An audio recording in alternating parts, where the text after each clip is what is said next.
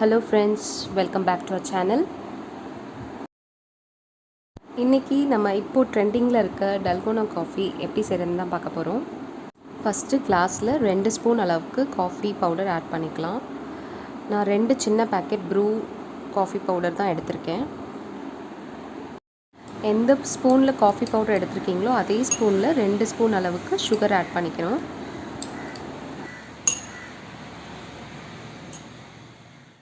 Sugar add பண்ணதுக்கப்புறம் அதே ஸ்பூனில் 2 ஸ்பூன் அளவுக்கு ஹாட் வாட்டர் எடுத்துக்கலாம். தண்ணி ரொம்ப சூடாக இருக்க வேண்டாம், வார்மாக இருந்தால் போதும். இப்போது எங்ககிட்ட பிளெண்டர் இல்லை, அதனால் ஸ்பூன்லேயே தான் மிக்ஸ் பண்ண போகிறேன்.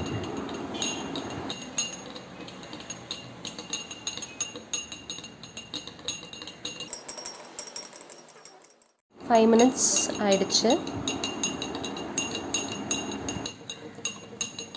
இன்னும் கொஞ்சம் நேரம் மிக்ஸ் பண்ணிக்கிட்டே இருக்கணும்.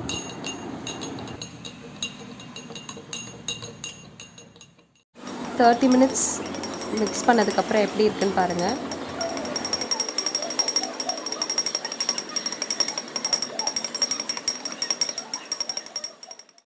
ஃபார்ட்டி மினிட்ஸ் ஆனதுக்கப்புறம் கொஞ்சம் க்ரீமி ஆக ஆரம்பிச்சிருச்சு. பாருங்கள் எப்படி இருக்குன்னு. இன்னும் ஒரு 10 மினிட்ஸ் மிக்ஸ் பண்ணலாம். இப்போ நல்லா க்ரீமி ஆயிடுச்சு. ஸ்பூனுக்கு பதிலாக பிளெண்டரை யூஸ் பண்ணிக்கலாம், இல்லாட்டா ரொம்ப நேரம் மிக்ஸ் பண்ணுற மாதிரி இருக்கும். இப்போ ஒரு கிளாஸ் 2 ஐஸ் க்யூப்ஸ் ஆட் பண்ணிக்கலாம்.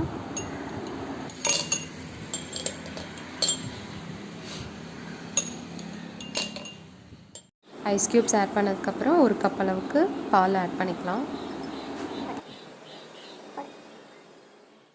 இப்போ நம்ம அடித்து வச்சுருக்க அந்த காஃபி க்ரீமை பாலுக்கு மேலே கொஞ்சம் கொஞ்சமாக ஆட் பண்ணிக்கலாம்.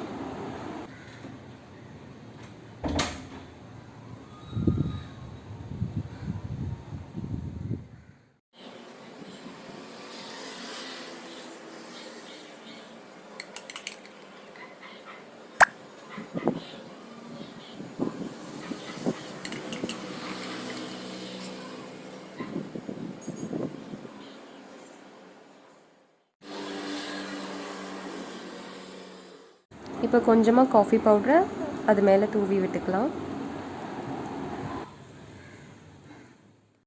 டல்கோனா காஃபி ரெடி ஆகிடுச்சு. உங்களுக்கு இந்த வீடியோ பிடிச்சிருந்தா எங்கள் சேனலை லைக் பண்ணுங்கள், ஷேர் பண்ணுங்கள், சப்ஸ்கிரைப் பண்ணுங்கள், மறக்காமல் கமெண்ட் பண்ணுங்கள். தேங்க்யூ.